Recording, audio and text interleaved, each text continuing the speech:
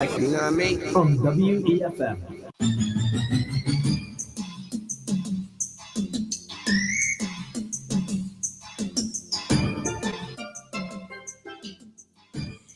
Welcome to WEFM's 3 p.m. news. I am your presenter, Jessica Klein. First on the local scene. A partnership between the SVG Insurance Association and the Royal St. Vincent and the Grenadines Police Force, RSVGPF Traffic Department, will make way for the improvement of road safety in capital Kingstown. A small ceremony to mark the official handing over of new road signs to be strategically placed throughout the city was held yesterday, Wednesday, 28th August 2024, at the Central Police Barracks. During the event, Vice President of the SVG Insurance Association, Desiree Glasgow, emphasized on the importance of addressing the high percentage of road accident and fatalities in SVG. Glasgow highlighted an executive meet in 2023 by the association, which discussed key issues which affect both insurance companies and the public, realizing that road safety is a pressing concern. Glasgow said, "We believe that these new road signs will serve as a powerful deterrent to speeding and reckless driving. Our goal is to create a safer environment for all road users, and these signs are an essential tool in achieving that objective." Echoing Glasgow's sentiments, Superintendent of Police Junior Simmons noted that the road safety is a shared responsibility. He thanked the SVG Insurance Association for their partnership with the police force and commended their initiative in providing the new signs.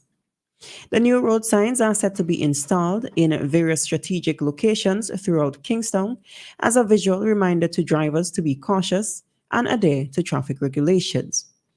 The RSVGPF Traffic Department says they believe that this collaboration represents a significant step forward in the enhancement of road safety and protecting the lives of citizens. The second edition of the Queen's Runway Fashion Show, scheduled for August 31st, 2024, is being organized by the Beauty Shows Committee of the Carnival Development Corporation.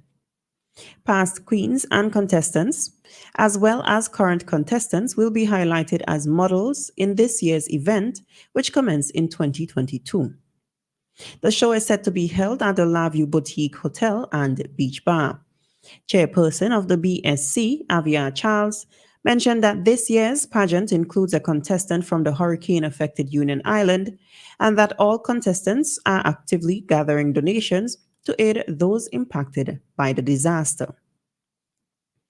An official release states that the committee plans to contribute a portion of the proceeds from the Queen's Runway to the National Emergency Management Organization, NEMO, for the island's recovery. A blend of style, fashion, and entertainment with 7 segments showcasing various designs are this year's event promise. Attendees can enjoy segments like resort and chic wear, casual or hip wear, cocktail wear, and more. Guests will also have chances to win tickets to the Miss SVG pageant and other prizes during the show. The lineup of designers for the Queen's Runway includes Letty's Couture Creations, Shade, Atelier Chernesia, Solange Couture, Owen Paul Couture, Envy, Fashion is Pain, Official Designs, and Comesticle. Still on the local scene, Glenn Louisien and Peter Miners were arrested on August 26, 2024, and jointly charged with the offense of possession of controlled drugs. Louisien, a 22-year-old laborer, Louisien is a 22-year-old laborer of St. Lucia, and Miners is a 45-year-old farmer of Annesville. An investigation revealed that the accused men allegedly had in their possession 2,132 grams of cannabis with the intent to supply it to another. The offense was reportedly committed on August 26, 2024 in Annesville. On August 27th, both defendants appeared before the Serious Offenses Court. Louisien pleaded guilty to the charge and Miners pleaded not guilty, resulting in the charge being withdrawn against Miners. Louisiana was fined 1,500 EC dollars to be paid in 1 month or spend 3 months in prison. On the regional scene, a robbery was conducted by armed bandits on the First National Bank at Chalk, St. Lucia on Wednesday, 28 August 2024. Reports have stated that employees of the bank were accosted and forced back to the location of the bank. The incident took place around 5 p.m. when the bank employees were accosted by the assailants on Calvary Road. Reports indicate that 3 bank employees were in a vehicle that slowed down due to another car ahead of them, from which smoke was emanating. At that point, the armed assailants struck, forcing their way into the vehicle and ordered the employees to drive back to the bank. Once back at the lending institution, the armed individuals used the employees to access cash at the bank's ATM and made off with an undisclosed sum. After learning of the incident, heavily armed SSU officers and other police units from Castries responded, but the bandits had already escaped. No arrests have yet been made as police investigations continue. Jamaica's Education Minister, Favour Williams, has sought to assure the nation's educators that the Jamaica Teachers Council (JTC) bill was not designed to criminalize teachers. In her response to concerns raised by Dr. Mark Smith, the newly installed president of the Jamaica Teachers Association (JTA), at the recent JTA conference in Trelawney, Williams reasoned the bill is for the registration of teachers in a similar vein to other professions. Williams said that the JTC was not trying to criminalize teachers, but are moving to ensure that teachers are registered in a manner as lawyers, nurses, and contractors are registered.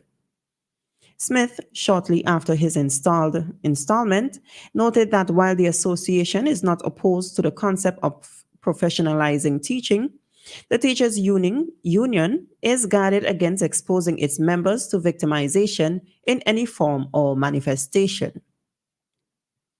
He further highlighted the JTA's concern that the bill does not expose members to unnecessary punitive measures without justification.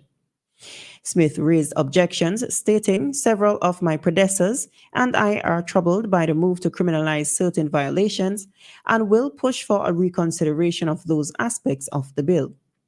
In the meantime, the Education Minister emphasized that the JTC bill aims to address the misconception that teaching is open to anyone. On the international scene, Paris prosecutors have revealed that Parel Durov, the founder and head of Telegram, is under investigation in France regarding organized crime activities on the messaging app. While Mr. Durov is not in custody, he is under judicial supervision and has been instructed to pay a €5 million deposit. Additionally, as a French citizen, he must report to a French police station twice a week and is restricted from leaving French territory. Upon his recent arrival at Le Bourget Airport near Paris, Mr. Durov was detained based on charges related to the app. The formal investigation against him includes allegations of involvement in facilitating illicit transactions on an online platform, failure to cooperate with authorities, and complicity in the organized distribution of inappropriate images of children. Being formally investigated in France does not imply guilt or immediate trial, but indicates that the case warrants further examination by judiciary.